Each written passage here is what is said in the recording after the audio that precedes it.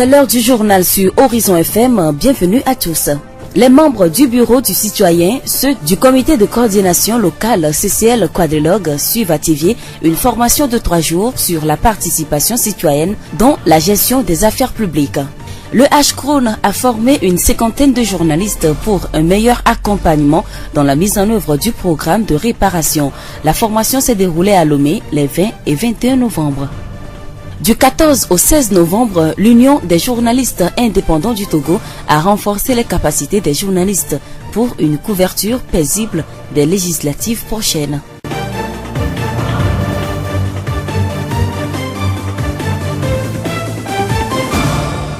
Merci pour votre temps d'écoute. Le développement des titres. Définition du monitoring des politiques et actions est le thème d'une rencontre de 3 jours qui réunit à Thiviers les membres du bureau du citoyen, ceux du comité de coordination locale et les chefs de services déconcentrés de la ville.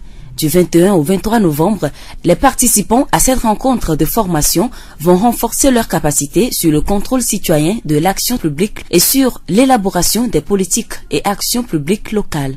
Joseph Kokulo-Gossou, consultant, expert en développement local, nous donne plus de précisions. Aujourd'hui, dans un système d'abord démocratique et dans un système de décentralisation, on pense à tout ce mécanisme-là qui est mis en place pour que les citoyens puissent suivre un peu le fonctionnement des structures administratives, des institutions qui mènent les actions sur le terrain et dans l'intérêt de la communauté. Quand nous prenons par exemple une mairie qui est une collectivité locale, il y a toute une série d'actions qui sont menées par la mairie, dans le but de satisfaire les attentes ou les besoins de la population d'une commune donnée. Ça, c'est des questions d'intérêt local. Et aujourd'hui, il n'est plus question de laisser le maire et son conseil municipal faire comme ils veulent. Il est vrai, c'est eux qui déterminent leur programme, c'est eux qui déterminent et programment les actions à mener, mais les citoyens qui sont à côté sont désireux aussi de savoir comment ça se passe, comment ça se fait. D'où le contrôle citoyen de l'action publique.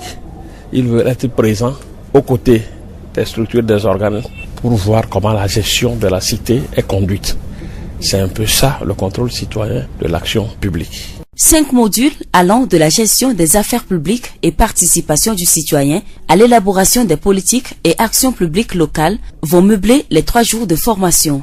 Le contrôle de l'action publique par le citoyen a-t-il des limites? Mais justement, il ne faut pas confondre le contrôle de police ou de gendarmerie, le contrôle judiciaire avec le contrôle citoyen. Le contrôle citoyen ne débouche pas sur une sanction du maire ou du conseil municipal. En tout cas pas immédiatement à la suite de ce qui fait contrôle. Ce contrôle, la sanction peut venir peut-être aux prochaines élections, on ne va pas les lire parce qu'on n'est pas content de sa gestion. Ça, c'est différent. Le contrôle, ce n'est pas l'inspection. Le citoyen n'est pas un inspecteur qui débarque à la mairie ou dans un service public pour dire « Ah, je suis citoyen, je contrôle l'action, montre-moi les registres, quelles sont les dépenses, pourquoi vous n'avez... » Non, ce n'est pas ça.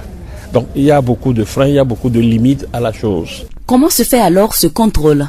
Le citoyen doit aller chercher les informations. Le simple fait pour un citoyen de s'intéresser aux informations d'une commune, d'une collectivité, ça fait comprendre aux autorités que les gens là sont attentifs à ce que nous faisons. C'est un contrôle. Le simple fait qu'un citoyen ou un groupe de citoyens aille vers le conseil municipal pour assister au conseil municipal, au débat au conseil municipal pour l'adoption du budget, pour l'adoption du compte administratif, pour la définition des priorités, les conseillers regardent il y a des citoyens qui nous voient, qui sont là avec nous. Et, comme on le dit souvent, la peur du gendarme étant le commencement de la sagesse, la présence des citoyens aux côtés, justement, des élus, leur donne la sagesse de faire et de bien faire les choses. Le bénéfice d'une action de contrôle citoyen, c'est justement pour amener les gouvernants, le maire, les élus, à bien gouverner, à bien gérer. L'ultime attente ou objectif, c'est d'instaurer une bonne gestion, une bonne gouvernance des affaires de la cité. Nous remercions Joseph Kokulo-Gossou, consultant expert en développement local. Notons que cette formation est organisée par le programme Décentralisation et Bonne Gouvernance Locale Prodécole et le programme d'appui à la décentralisation PAD. La voix du Zio. Le Haut Commissariat à la réconciliation et au renforcement de l'unité nationale a outillé les journalistes et professionnels des médias de Lomé et de toute la région maritime pour un meilleur accompagnement dans la mise en œuvre du programme de réparation. Cet atelier organisé du 20 au 21 novembre à Lomé s'inscrit dans le cadre d'une série de formations que le HCON organise depuis le 14 novembre. Dans sa communication, Madame Ahiagnon Claudine, le deuxième rapporteur du HCON, est revenu sur la justice transitionnelle qui permet de soulager les victimes.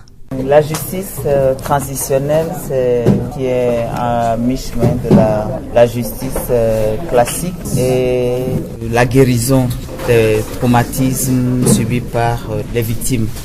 Parce que toutes les dépositions, toutes les histoires racontées par les victimes ne peuvent pas faire l'objet d'une procédure pénale. Ça va être très très long et donc il faut trouver un juste milieu où on met la victime en avant et elle raconte son histoire et on essaie de l'apaiser.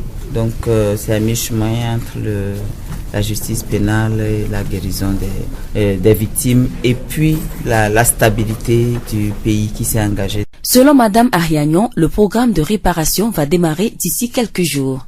Le démarrage est prévu dans 2 semaines. Si les préparatifs sont bons, parce qu'il faut d'abord localiser les victimes. La prochaine étape, c'est le dernier lot, si je peux m'exprimer ainsi, des victimes de 2005. Parce que les victimes de 2005, c'était un total de 7000